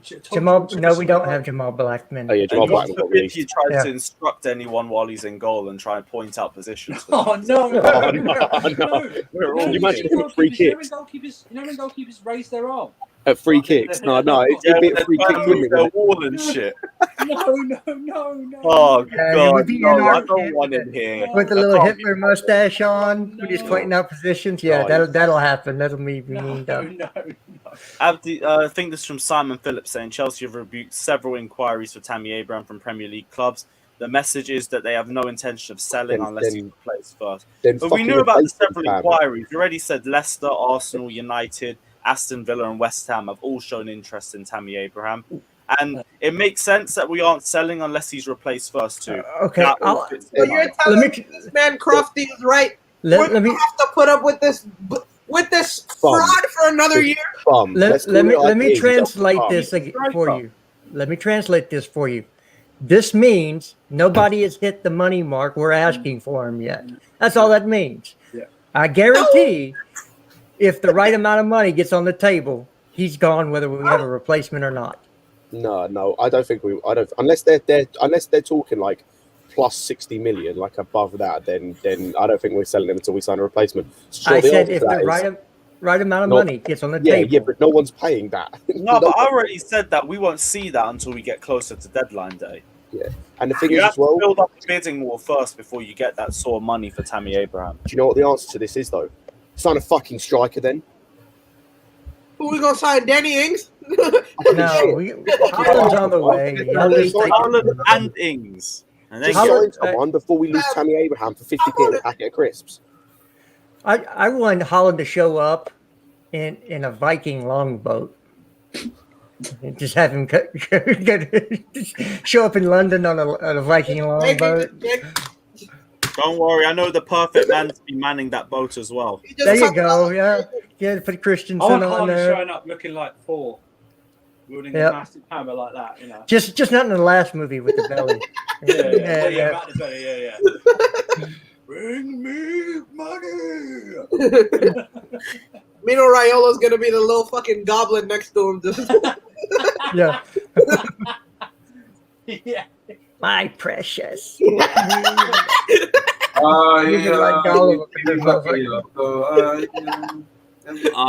Bakayoko chance, I beg. That just gives me bad PTSD. So I don't think he's been involved. So I think that means for those players that you don't see get involved, I think they have deals that they're working on. Now Bakayoko hasn't showed up because he's got Rona. Oh, he's got the Rona, huh? Yeah. Carefree reported it yesterday. Take the hint. We don't want keep him there. Keep him there. Get out. Okay, which one of you cursed him? Get the voodoo doll out. Yes. That's We not didn't fair. curse it. We didn't curse him. It's just we know Bakayoko can't defend. Just that he Can't cursed defend us the day ball. he signed. Can't defend He cursed himself. us the day he signed. Not surprised. But Lewis, we had that song at Atletico Madrid. Okay. Yeah, and we should have left the song at Atletico Madrid because it all went downhill from there. Confused, right? Are professional athletes not getting vaccinated? They get tested up. They should be getting vaccinated. Yeah. Like I just don't get it. Like, Oh. why are you gonna? I get the do. vaccine out. Why are you risking your money? Well, because maybe some people aren't Might be a convinced. religious thing. Might be a religious It could be a religious thing. It could be. Could be they don't want Hey, to. I don't know what's in this. You know, Yeah. people. Maybe they want to see the long-term effects. Maybe they're not sheep. Maybe. Yeah, That's a story for another stream. The last time somebody told me to put If it ends up giving us things in my body, the check that I'm gonna be able to cash in, I don't care. I don't care. Yeah. Last time that somebody said, "Hey, put this in your body," well, what is it gonna do? And nobody told me that. I ended up sore leaving Johnny Island. So I'm just telling you, man. Fucking hell, man. I'm telling you, you should just not put stuff in your body because they tell you it's good. Yeah, Maya.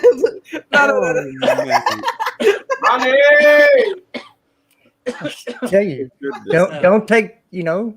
Just make sure that you're sure what you're doing before you do it. And if I was an athlete, I would be put. They watch what they put in their bodies all the time. Why would you put something in your body that might do damage, right? Yeah, someone said get Pfizer or you're fucked. I had the other one and I'm fine so far. So. No, I had Pfizer. I took, or maybe we shouldn't. I don't know if it still messes up the algorithm, so maybe I don't know. Yeah. Yeah, let's not talk about it. It'll be Rona misinformation or some shit. Yeah, you're gonna have the little COVID strip underneath. Click this link. They get the truth. Fuck all that shit. We'll take it away from here. What's Absolute Chelsea been saying? Newcastle United discussed a possible loan move for Conor Gallagher. Steve Bruce wanted him last summer. We made the switch to West Brom instead. We know Conor Gallagher's on his way out anyway. Ethan Ampadu and Malang Sarr are likely to go on loan as well for next season too. Again, all three signings that we already knew was going to happen. None of them were really good. Reports that he likes Sarr. That's why Gurhey was sold. Yeah, Liverpool are in for Lewis Bate. Lewis Bate? Mm-hmm. Fine. To be fair, he's going to go anyway, and that's fine. It's just to Liverpool, it's a bit of a red flag. That's bait. Like they can do something. I mean, you say that, but the last time they took one of our players, it didn't exactly turn out well for him. Jester, you're no, it's Scott. Who was it? fucking fun artist. No, it was. I'm very sure it was Isaac Christie Davis. He didn't want to sign a new contract with us, so he went to Liverpool, and he's now playing in like League One or something. Wasn't it Solanke? Never heard that. Oh yeah, Solanke, and then Isaac Christie Davis. I think, and hang on, I'm fairly sure. Let me just check. He's playing like League 2 or something right now. It was Solanke, yeah. Yeah. I got to bounce, gentlemen. Time to get ready for Monday. All right, Take care, bro. Enjoy your work. Y'all be good. Jumping on again. We'll see what else is here. Chelsea maintain an interest in Adama Traore as well. So we're still on the lookout for a right wing back. We've already said Adama Traore is actually a good plan B option for us because Hakimi's decided to be a little bitch boy and got shook by the champions of Europe. It's the right move for us regardless. To be honest, I just bring up Dujon Sterling. Just bring up Livramento. Nah. It really isn't. Livermento's not re-signing though, so he's going. Then yeah, just bring up Dujon Sterling. I don't think it's Dujon Sterling's going on loan for the season too. And also, this guy's had 2 loans at League 1 level clubs. And he's injury prone. Yes, yeah. Oh, this guy's had 2 loans at League 1 level. I can't be promoting someone to the first team to be a backup right back if they've had. He barely played for Wigan last year as well, or not last year, the year before last. I think. What? No, it was last. Yeah, no, the year before last. Because he doesn't see a pathway to getting regular game time at Chelsea, and I don't blame him. He's got Aspi in the way, he's got Reece James in the way, Hudson-Odoi, and now we're on the lookout for another right wing back. He ain't getting into it. So yeah, that's why he's leaving. It makes perfect sense. And we've already said you have to expect this with our youth players. We create too many good, talented players. To be able to play. Yeah. It's 11 spots on the pitch, and they all need regular game time. The academy is going back to doing what it does. It's making us money. That's what we're supposed to do that. To be fair, with like Livramento, with that situation, I'm happy for him to go then, because if you can't, like, as a player with him, he can't genuinely think he's ready to play regularly for the first team, can he? Nah, I don't think if he I does, don't think he thinks that, but he wants there to be a long-term route for him as well. There might be, though, because Aspi's gone in like a couple years, or will certainly be will be either out the door or will be nowhere near playing as much. Reece James may be converted to a right centre back. That leaves a gap open, and there's no guarantee we get a right wing back. Yeah. So this either means he believes in himself that much and thinks he's that good, which if he is, that's why I'm saying I don't mind it. Let him go prove it. Go somewhere and prove that you're that good. Because if you do, fair enough, I'll hold my hands up. But you've got to prove it, because you've done fuck all so far in your career. You've just done it in youth football, and that means nothing. You'll be the first Chelsea youth product to actually go and do something properly if he does something. Go and show me that you're at the level you think you are. No one's done anything. Who are we talking about? Livramento. To be fair, he hasn't even gone on loan yet. Exactly. Exactly. So all you've done is play youth football. So you're saying, on loan, man. You know, exactly. like Lewis Bates not even going out on loan.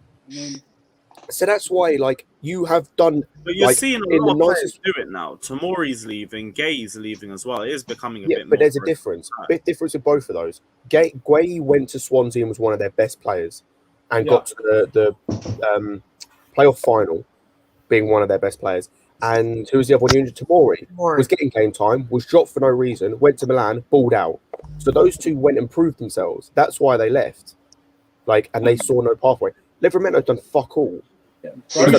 Bro's has done the same. He's been out on loan. Exactly, Bro has done the same thing. All these players have done the same thing. He's in the first team. He's in the first team squad.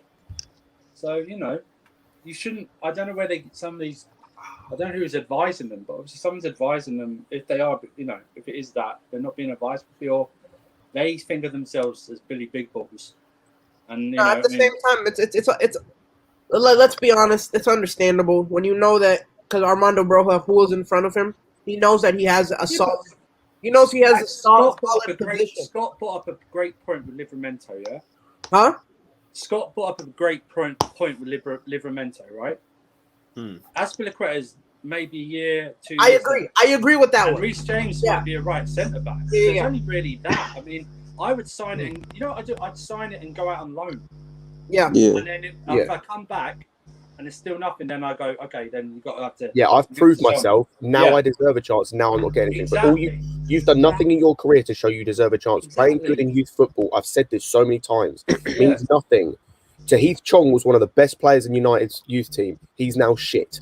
Yeah, it's just he's going to Birmingham City on loan after flopping at Club Bruges and flopping at Werder Bremen. You know what it is? It's just so it means nothing if you've done it in youth football. It means nothing. It's just high form of training, and you're in the proper kits. That's all it is. Because remember, sometimes you get people there who are just coming out from injury, like older players or something like. It's not. It's go out and prove yourself. That's why. If you don't sign, fine. It's no skin off my nose. No youth product has ever. We've not regretted ever getting rid of any youth product up until now. Tomori might prove us wrong. But we haven't regretted it so far. So. I think we will regret a few in the future, but sure, definitely. But it'll also only be if we make the mistakes ourselves. Yeah, but if we stagnate, then we're gonna regret it. I'd rather regret the ones that go straight from the youth team, like a Livramento, like obviously Cole's gone out on loan, but if he'd have left, or like an Mbuyamba because he's not played, I'd rather regret them than the Tomoris or the Guays that I've seen play well, I know can do a job, and we still don't give them a chance. But these youth players that want to go elsewhere, let them go elsewhere and prove themselves. Let them go and go, right, I know I'm as good as I think I am. I'm going to show you what you missed out on. Because you're either, as someone put it, you've either got one or two mentalities in this situation. Either you think you're better than you are, which means go and prove it, or you don't think you're good enough to get into the first 11, which if that's your mentality, I don't want you at this club. If you don't think you're good enough to be the best, then what's the point of you playing football and being here? Yeah. Yeah, that is spitting facts. Great facts. It's a shame. No, but I understand why as well, because if you stay here for too long, then you just get used as part of the fucking loan army that gets loaned out every year just for smaller loan fees. They all come with their own purpose. Like, use Bakayoko as an example. Half the reason why we've kept him is because of how much we made off loaning him out. Yeah. And that's what could happen to these players too, which is why I don't really blame them for leaving at this point. I wouldn't really say it's a mentality thing with them. Like, it's hard trying to break into this Chelsea squad, especially as a youth player. It's really hard for them. Why do you think we've seen so few players do it? And most of the only players that we've seen do it have taken advantage of the transfer ban. Yeah. Because that's been the only avenue that they've had. Let's face it. I said this before. Look at the top 6 record over the last 10 years. Hardly any youth team players have come through. Yeah. All this Man United that they've had a youth team product on the bench 100 years. That's fine, but how many of them have made it? Rashford, Louis van Gaal. I'll say I was watching Rance's stream the other day, and they were talking about this. And Louis van Gaal, like that season he was in charge, he got the record at Man United for the most amount of youth team players, like the most amount of debuts. And it was something like 15. Yeah. And he was promoting people like Borthwick Jackson and Dimitri Mitchell and fucking Donald Love and these sort of players. Like I've said this before. Look around world football. There are so few teams that actually consistently promote youth players, unless they're at the very top level. But most teams have to, like most players will either have a B team that are playing in the same pyramid scheme. So like Young Ajax, Barcelona B, Real Madrid Castilla, just for some examples, are playing in the Spanish league tier system. Or it's teams like an Ajax who have a world-class academy. Yeah. It's I don't know, just like it's teams that they haven't got as much competition in their leagues. Like Real Madrid don't do it consistently. Barca don't do it consistently anymore. Juventus never do it. Juve don't do it consistently anymore. Like none of the French league top teams really Bayern do. Munich very rarely do it. They Bayern barely do, and if they do, again, that's how again, Bayern do it goes the back youth to what I said about the level. Musiala up there, Richards looks a very good centre back, and that's it. Yeah, that's it. They bought them too. Exactly. Yeah. I mean, it's not. There's not much to talk about. It's just you have to prove it in order to make it into the team. It's that simple. Like just as long as you keep that. Again, it's all about just keeping the same energy. I guess you can say, right? So like we can't be indifferent for other players when they ask for their opportunity as well. They're gonna have to go prove themselves as well. Yeah. Yeah, it's a bit of a sticky one, but I think we're gonna wrap up here unless there's any other transfer news I'm seeing. No, just Mark Gay quotes. Or Andrew in the comments, is that actually true? What? Muller was the last one from the Bayern Academy. That genuinely true? That's a long ass time. That's a long ass time. If we're talking about what actually came from the Bayern Academy, wasn't bought externally. Where did Kimmich come from? Kimmich was from Cologne. Okay, then that might be true. Oh, actually, no. He might have come through the Bayern Academy, left to go to Cologne, and come back. Yeah, that's the only one I'm thinking that could have been. No, he wasn't. He was Ben at Stuttgart. Davis He was at Academy? No, he was at Stuttgart's academy. They might be Muller because, like you said, Musiala came from our academy. Richards was from FC Dallas's academy. Who else? I can't even think of other youth players they brought through. That's mental. Where did? Okay, no. Yeah, all the players I'm trying to think of, they're still. Monsters here. He's saying it didn't come from the academy. Big up yourself as well, bro. So they've never had anyone from the academy, basically. Like, not any homegrown academy player. That's So mad. Philip Lahm is the last one. Was he even from their academy? Someone said, only Muller and Alaba. Only Muller and Alaba. Fucking hell. So exactly my point. Jeez. Thank you. And how well have they done over the years? Yeah, I mean, I've been saying already. We use most of our youth players for profit anyway. As long as we can maintain that profit and that revenue, we're fine. Yeah. Hummels was Hummels from the Bayern Academy. Yeah, he was, wasn't he? But he was. Yeah, he did. He went to Dortmund from the Bayern Academy. Yeah, he did. He was from Bayern's academy, so he's the last one. Fucking hell. Fucking hell. Oh no, he might not be the last one. But it shows how well Bayern's a club. Bayern youth, and then he went to the whole youth thing's a myth. Yeah, you get one or two youth players he had Goretzka every and 5 to 10 years. From Schalke. You get big teams. Yeah, Gnabry was from the Arsenal academy, wasn't he? Goretzka and Sula from Schalke. Yeah, Goretzka was Schalke. Sula was Hoffenheim, or was he Schalke as well? Schalke too. Schalke, yeah. That's what I mean. It's all a myth that the big Chelsea are the only ones who don't let youth come through. It's a myth. No. It's all a myth. That used to be the case. Nowadays, it's not. Look at City. What about Cruz? Tony Cruz. He might have done. Might have done actually. Cruz might be one. I don't know. Google. Yeah, but Gnabry was Arsenal, West Brom, Stuttgart, wasn't he? And they made a deal with Stuttgart. Yeah. That's how they get. Youth teams are myth. Gnabry was from Stuttgart. Okay, fair enough. Yeah, well, you went Arsenal to West Brom, and then the West Brom manager says he's not a West Brom. Or was it Leverkusen? Oh, fucking hell. I don't know who it was. Whoever it was, they made a Big deal. up Paulito's way saying Bayern doesn't need a successful youth setup when the rest of the Bundesliga is there. Exactly right. Fair enough. That's what it is. And they buy them on the cheap as well. They buy them on the cheap. That's facts, man. Yeah. That whole league's just there to feed Bayern. It is. And then maybe Bayern can make German football look good in Europe. Basically, Bayern's like the big. Yeah, Cruz is technically from his local club, but then he went to the Bayern Youth Academy. Yeah, so he's the last one then, probably one of the last ones.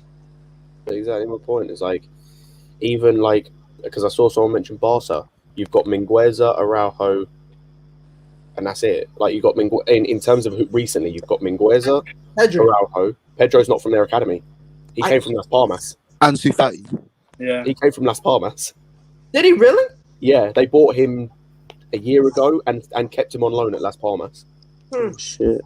So he's not even from their academy. So that's what I'm saying. It's Mingueza, Araujo, Ricky Puig, and I think that's it. There's 3 players, and all 3 of them barely play. So What about Ansu Fati? Oh, Ansu Fati as well. Sorry, and Ansu Yeah, I think Fati. the last great one was Busquets, Pedro.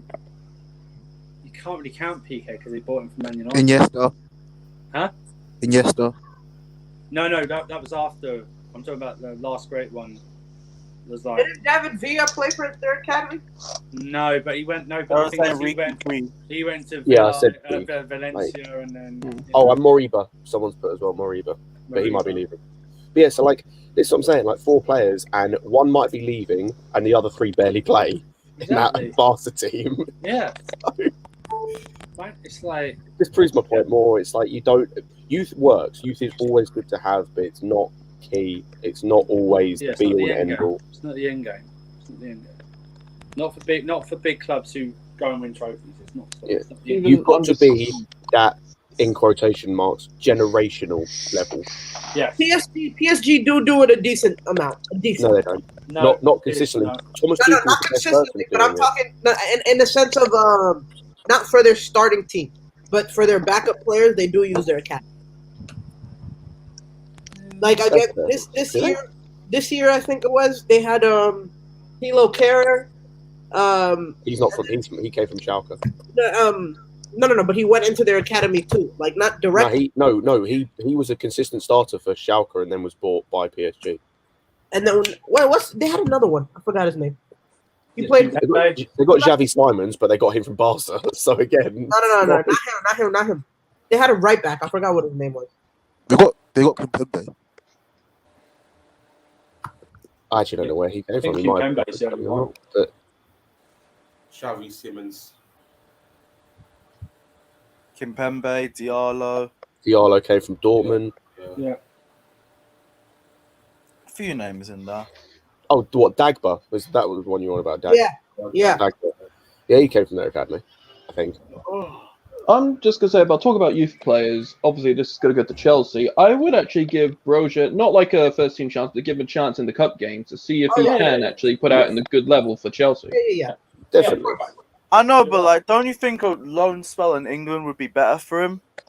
Depends on the level, and it depends on the level, the system he's going to go in, and it would depend on like our striker situation.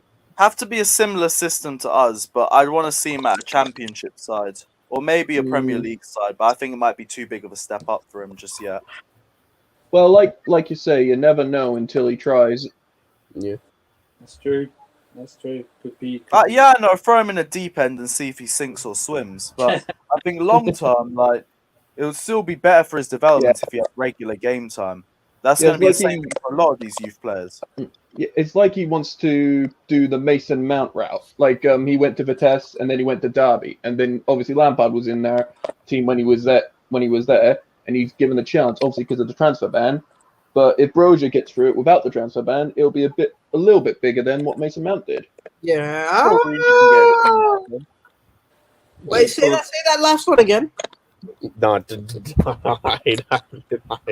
not trying to say he'll be bigger than Mason Mount. I mean, like the route, like he got through because there was a transfer ban. Dude, he had to rely on you. Let me bet you up. If he comes back and starts banging in goals, he will be bigger than Mason Mount at this club. Yeah, that's what I was trying to say. He will be. That's a hefty one. Well, let me caveat that. His goals have to go with trophies. Okay. Yeah. They have to go with trophies. I'm not trying to like bait anyone. They have to go with trophies. Okay. Yeah. I'm not. Otherwise, at the moment, and I'm not comparing him either to this player. It would just be what Harry Kane's situation is. Just top scorer at a club, and no one cares. Exactly. There's a good point, Scott. Just for the PSG jump, Kimpembe is also from their academy. That's fair. But again, one player in their starting 11 , and like we've talked about 2 players in their whole squad. Guys, that's the ratio though for top clubs. That is the ratio. It's one club. Yeah, but he's now not there. But that's my point. Is he's moved on because he was deemed not good enough, or they didn't want him, didn't need him, and he went and has done bits. But that's just how it is. Like. like it's one player or two players in the whole squad. We've got 5 or whatever it is. Yeah, 4, 5. Yeah, that's what we got, and that's Like we've got our what's it called? Our what the fuck's it called? The registration thing we need to have for the Champions League. We need to have 4 homegrowns in the yeah, we got that squad. already. We've got that on starting 11. Yeah, that's done. Artem saying Mount's name and said way too many times. Johnny Oh and Cully. God. Mad. Money! Right, well, guys, I'm fucking boiling, so I'm gonna end the stream. I'm melting, man. Big up I know everyone. how you feel. I need to go outside. Take care, like and subscribe. We might be around for a stream tomorrow. Again, all depends on the news. But until then, seeing as we Just be haven't outside speaking the around the whole paddock full of stream, ice. we'll leave you a photo of Mason Mount. Take care, like and subscribe, and as always, up the Chels.